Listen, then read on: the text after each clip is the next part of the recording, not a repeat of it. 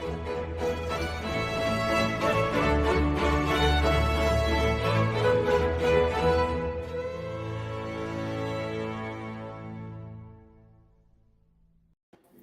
afternoon, ladies and gentlemen, and welcome to another episode of the Daily Friend Show. I'm your host, Nicholas Lorimer, and today I'm joined by Mr. Gabriel Crouse. Gabriel, how are you doing?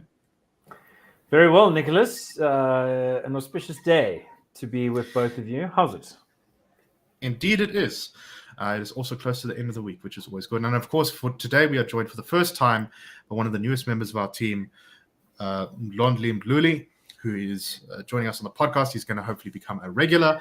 But anyway, we're very happy to see him here, and welcome to the show.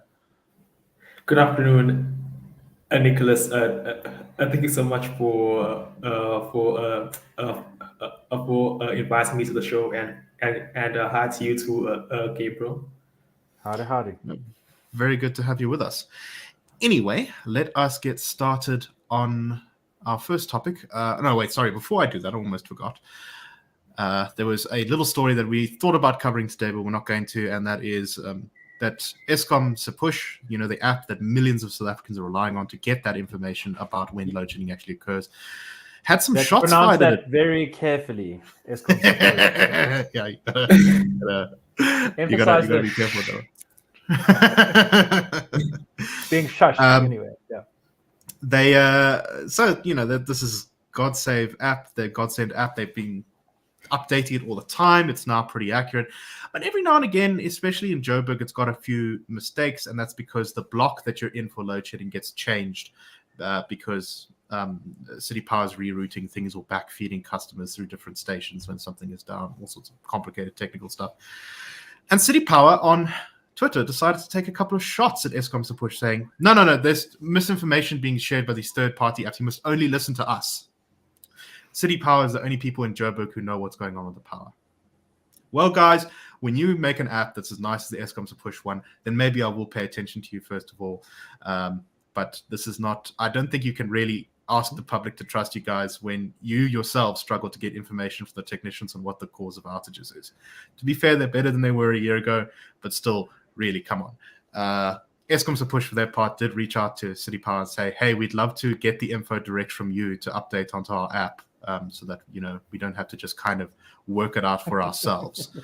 But I don't think there was any reply to that. So anyway, okay, let's start off with our first electricity-related story. And this is about Eskom, of course. And there is a story today in News 24 of Eskom moving on something that's been suggested for a while. And for a long time, Eskom was very opposed to it, but it seems as though the dam has broken, as so many dams seem to be breaking at the moment. So Eskom has admitted that it has a severe skills deficit, which is at least partially responsible for some of the outages they've been having. Those breakdowns where, someone, I think it was one at Coburg recently, where someone opened the wrong valve and almost blew up the reactor. Which is not particularly comforting when it's a nuclear power plant. So Eskom CEO Andre de Ruyter says that he plans to bring back artisans and engineers as mentors, and original equipment manufacturers will also be brought on in management contracts. They also believe that by bringing in these original equipment manufacturers to conduct maintenance on parts of the plant where its own engineers and artisans are having difficulty might improve some of the situation. They also said that, previously they've had a lot of pushback when they've talked about bringing former employees back to the company, particularly from unions. But according to an interview on Tuesday, de Ruyter said the proposal had received support from see, I've got Boris Johnson in my mind, Public Enterprises Minister Pravin Gordhan.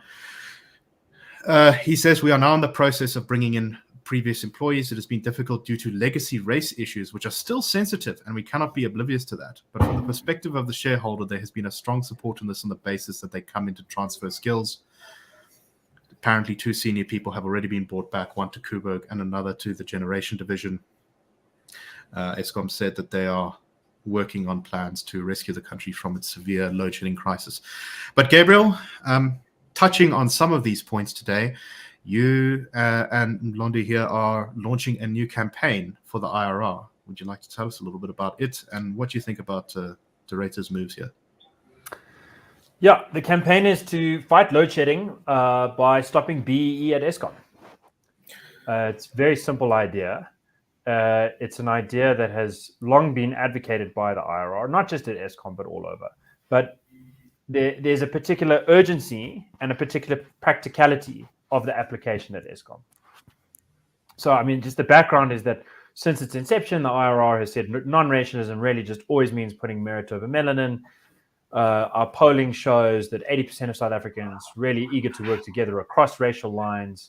The sort of policies that we've seen of picking people, you ask people, do you want to work together? And you think, okay, that's a chump question. You ask people, do you want your children to be taught by someone the same race as you, or do you just want the best person for the job? And then it climbs to 90% of people who say, just get the best person of the job. Okay, so there are like 10% of white people and 10% of black people, and there are people who are so race obsessed that they'd rather have a bad education for their kids or a suboptimal education for their kids. But 90% are way, way smarter than that. It doesn't matter how you look, just get the job done. Okay, so that's part of the reason we're always enthusiastic about a genuine non-racial policies, because it really would work, and we know that most South Africans are down with that. But here are the reasons that it's practically important to push for this now. And the first is what you just said. Pravin Gordhan has long recognized that, for years he's been on the record saying there's a very serious risk at our SOEs of getting rid of experienced role players in the name of pigment politics, and therefore creating a service delivery crisis that dissolves the legitimacy of the ruling party and of the national democratic revolution that he pursues. So I'm not a huge fan of his end goal of kind of enlarging the state, but I think his analysis of how losing skills is going to impact the ANC's brand and ordinary people's living conditions is correct.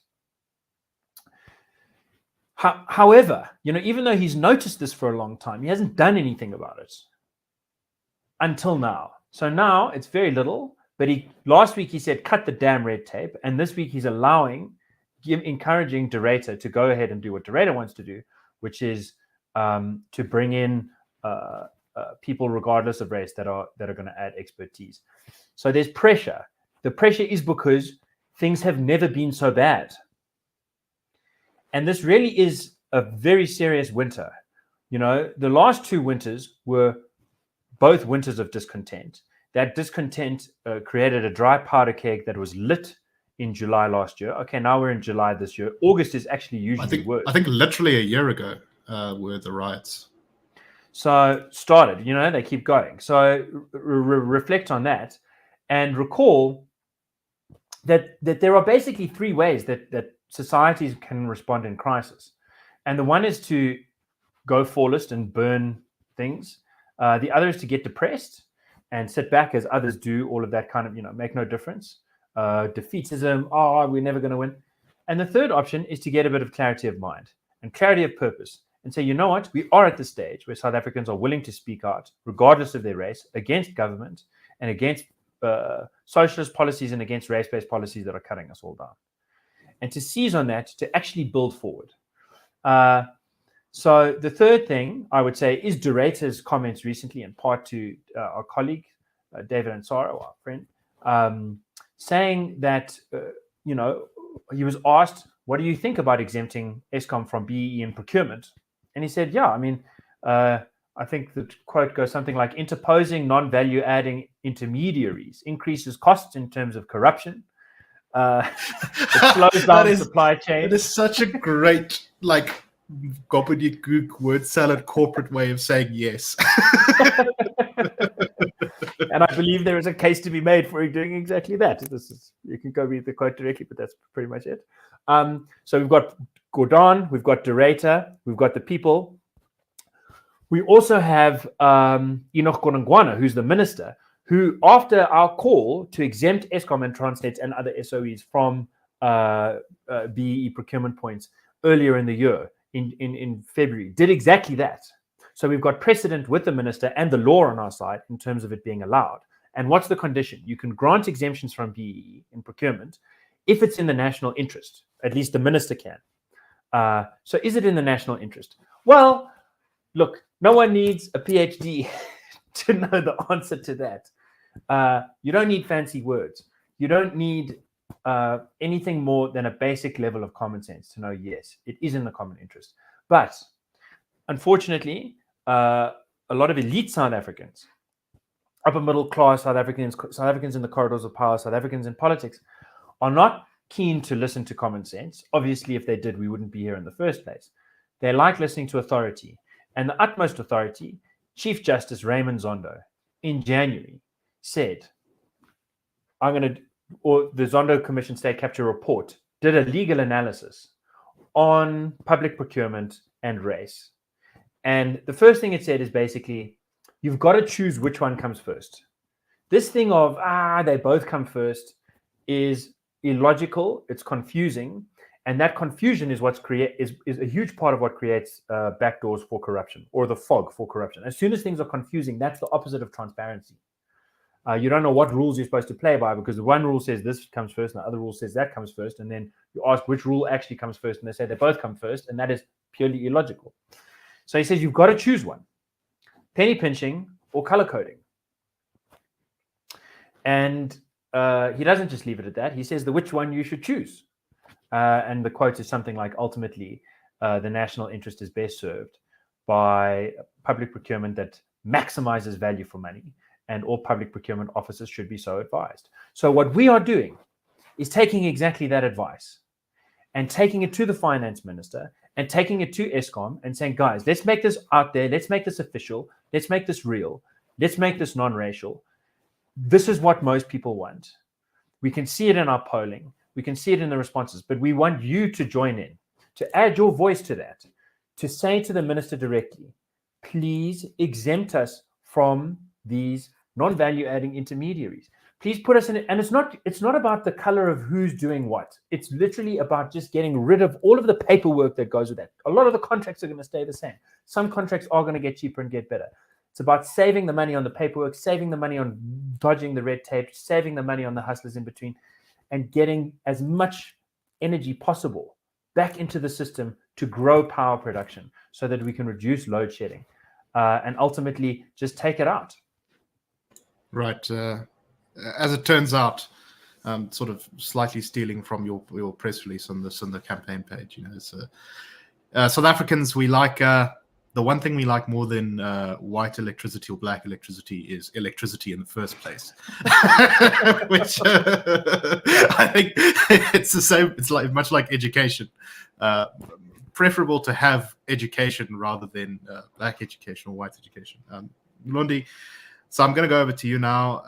I firstly, any thoughts you have on anything Gabriel has just said, whether there's anything you want to contribute, but also, we've been talking a lot about this on the show recently, and also our colleague Michael Morris has made this observation. There feels like there's a palpable air of fear in government at the moment, and you're finally seeing, at least to me, and tell me if I'm wrong, that this inertia in policy, which is either never changed or moved to the left over the last 10 years or so, is kind of cracking because the ANC realizes that its political fortunes may be at risk. I don't know. What do you make of that theory, and anything you have to add to what Gabriel said? Yes, well, I guess that the ANC is actually feeling a bit of pressure now, especially because governments are not working, and like when I say governments, I mean a national government. The ANC is very corrupt to the core. The policies that they've put in place aren't doing the country good. So I guess that the government is feeling that pressure, and so their policies are being challenged. So, and with regards to what Gabriel said with regards to the load shedding crisis and BE, I do find it concerning that we have. I do find it concerning. I do find it. Concerning that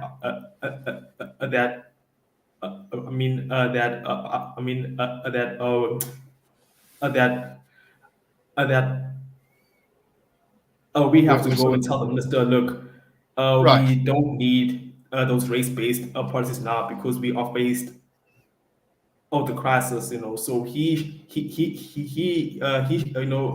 should know because we did go to the minister and we did it. It was early this year, and we did get a BE. It, it, it, Exemption. a BE Uh, is yeah. exemption. When was So he that? should.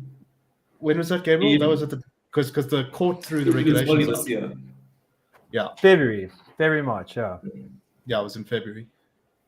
Yeah, So, exactly. Go ahead. What happened there? Just a refresher was that the Constitutional Court had said it's unconstitutional to have the procurement regulations be like this. You can't come in and even offer us a bid to sell the same thing for less as the next guy if you don't look right, if you don't have the right BEE points. Right. And that had been the law, oddly enough, under Minister Pravin Gordhan. Pravin Gordhan in 2017 is the guy who set up the pre-disqualification criteria that said you can't even get into the room if you don't look right, which was outrageous. And the Constitutional Court struck it down. And I think that might be part of the reason. Maybe he felt a little bit checked by the court and he had to rethink his position. And now he's talking more common sense, as Mlondi was saying, feeling the pressure. And unfortunately, the Director General of Treasury at the time said, we've got a better idea. Let's just cancel all procurement. Like, let's just stop buying coal and diesel and just not have any electricity at all. Yeah, we're going to blow way past stage 8 if that happens. So we said, look, guys, if you've got two choices, shutting down the country or going full merit over melanin, it's a no-brainer. Grant the exemption. It's clearly in the national interest. And that's exactly what Minister Gordhan did. So hopefully, with a lot of people joining their voice, we can pull that trick off again. And by the way, to sort of riff, I think, in the direction that Mlondi was going, the flip side is that as much as we're concerned about this as a practical issue where we can go forward because the pressure is there, there's also, don't forget, the Employment Equity Amendment Bill campaign, which we're linking to this, because in September, Tulas Nklesia says you can expect the Employment Equity Amendment Bill, the EEB, to come into place, putting nationwide race quotas on the private sector that are going to be extremely harsh. So, in places the ANC feels the pressure, maybe there's a chance to get a little bit of a window of opportunity, but in places there's a real doubling down on racial intervention, on attacking basic freedoms and trying to divide people in a very, very harsh way. And we have to stop that too. I mean, we've got to stop things from getting worse and try and make them better. I see. Not to go too much off topic here. I think we're going to move on to the next one here, but I'm sure we're going to talk about this on Monday. Boris Johnson has officially announced he's going to resign after a lot of speculation over the last couple of days that he's going to. So goodbye to Bojo. I don't know if we're going to have any prime ministers who quote the Iliad in the future of the UK, but here's hoping. Okay, so we've had a national shutdown. The threat again. We've had these periodically over the past couple of weeks. Recently, I think it was today and yesterday, protests hit places all over KZN, major routes, the N4 from Komatipoort to Mbombela, as well as the N2 this morning and the N3 as well, where trucks and taxis blocked the highways, attempting to disrupt traffic to protest high fuel prices. And this is not the first time we've seen this, but it seems to increasingly be a tactic now where anyone who wants to make a statement goes and blocks these major national arteries, and then that causes endless chaos, especially because the police seem to have difficulty removing them. In this case, it seems like the it's not like a permanent blockade, thankfully. But Gabriel, any thoughts on this? There's also some calls by SAFTU, South African Federation of Trade Unions, to engage at some point in the near future in a national shutdown to protest basically everything. The rising cost of fuel, food, interest rates, load shedding, austerity program, privatization, crime, and jobs bloodbath. It's just like, I feel like they'd do better if they just focused that protest just a little bit. Dude, I feel like this is a deeply South African problem. like the fallism movement kind of took it to its apex, where they said, we've got this very, very bad problem. The education system's terrible. Here's our solution. We're going to burn down libraries. And my favorite one was, we covered a story once, Nicholas, where some guys were so angry that they went and burnt down the fire station.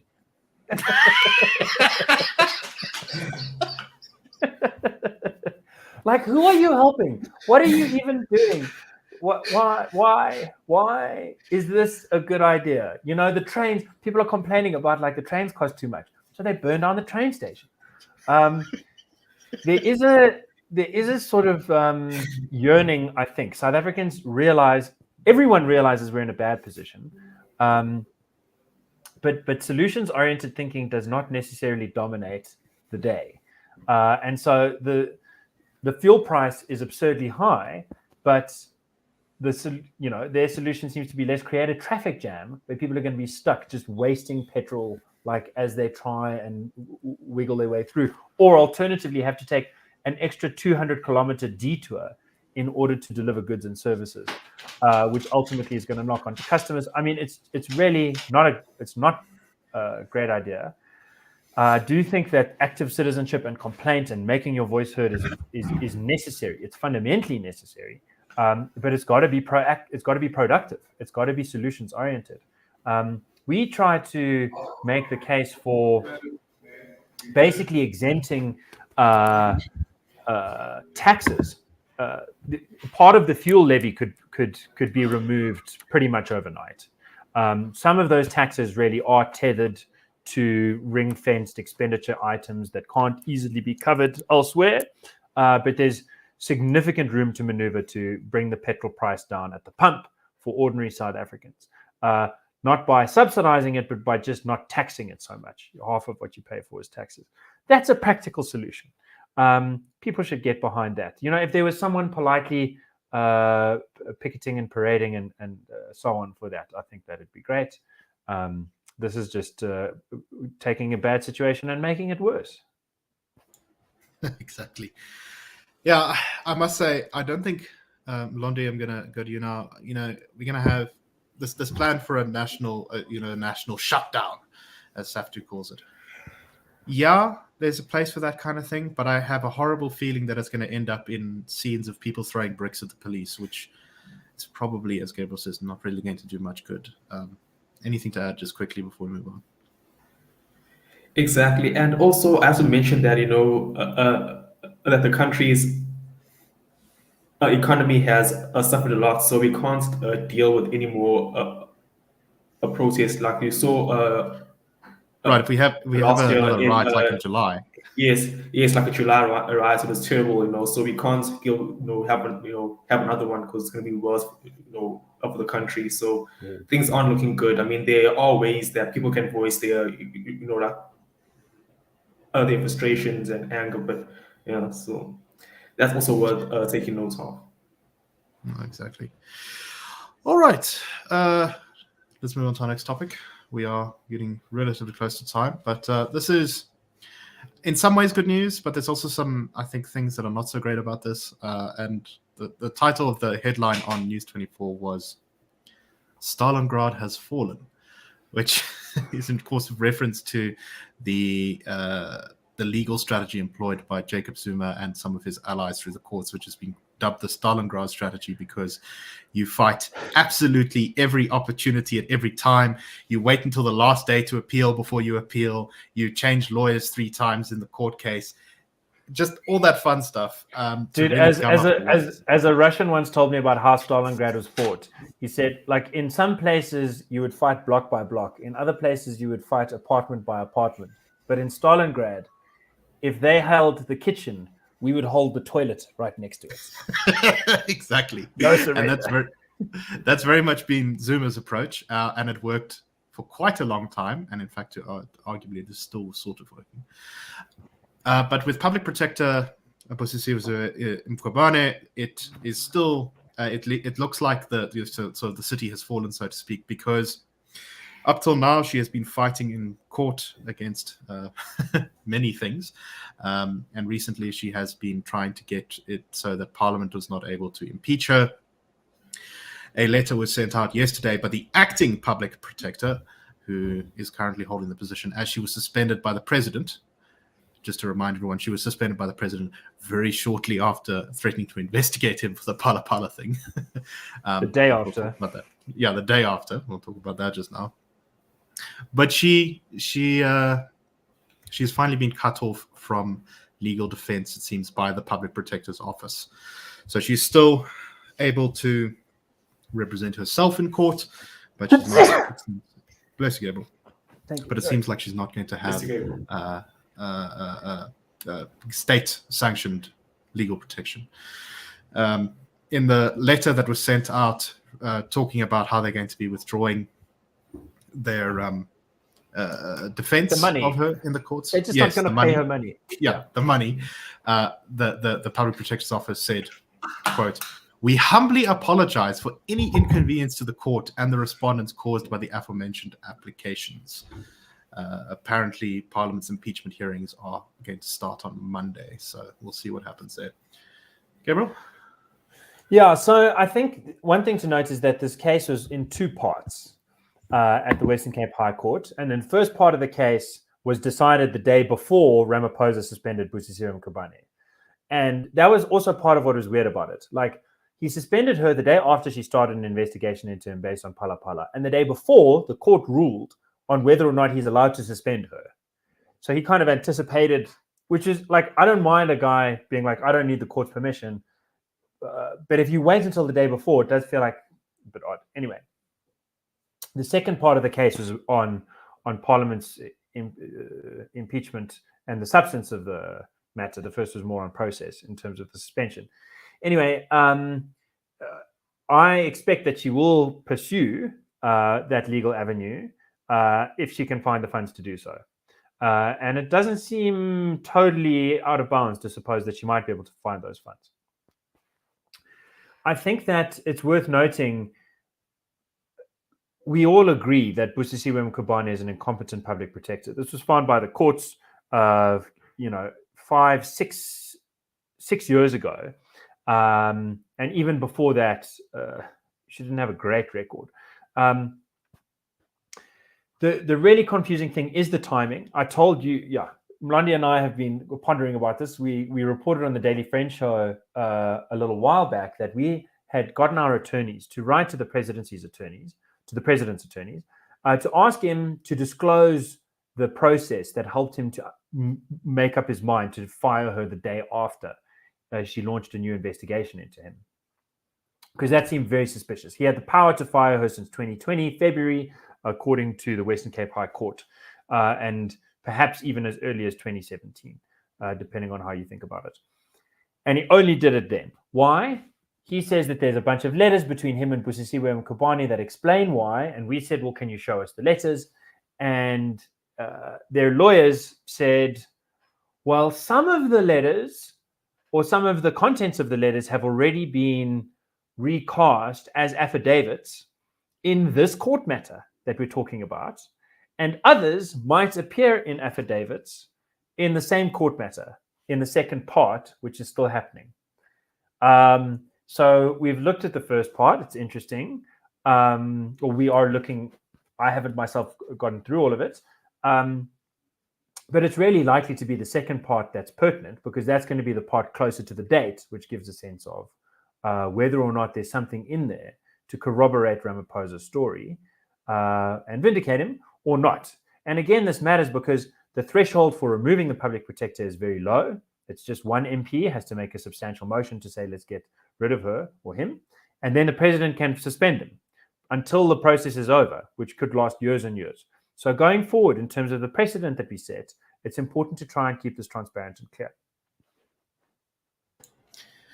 So just as a sort of final word on this, because we are pretty close to out of time, Parliament's going to be now voting on whether impeachment, or at least they're going to do a hearing first and then vote on whether to impeach the public protector, Mlondi.